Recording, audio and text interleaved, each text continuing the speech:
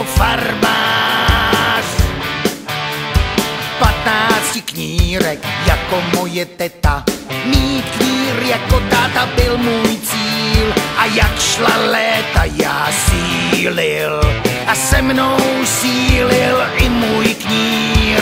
Na dachlu už jsem jezdil jako mušketýr a jak šel čas, i můj knír se s léty proměnil. Ať je válka nebo mír, je dobrý nosit knír. Ať je válka nebo mír, je dobrý být knír.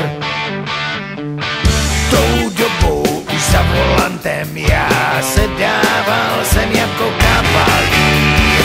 S rukou na šalpáce, rozumíš, a v zrcátku už dávno možný knír. A tehdy přišel den, kdy jsem oba vyvedl ven, svou dívku i můj knír na špacír. A pak přišla vojna a já svůj knír z tváře oholil a do herbáře založil. Ať je válka nebo mír, je dobrý nosit knír. Ať je válka nebo mír, je dobrý mít knír. No a jak jsem si na vojně ten svůj knír pravidelně holil, tak on mi strašně zesílil.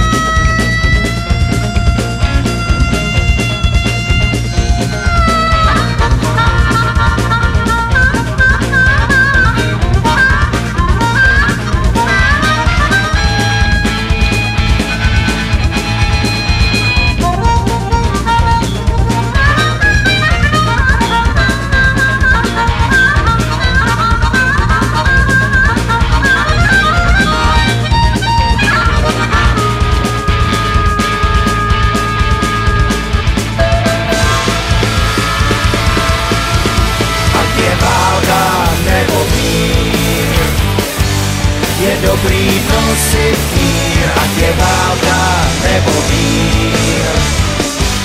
Je dobrý nosit knír, ať je válka nebo mír. Je dobrý nosit knír, ať je válka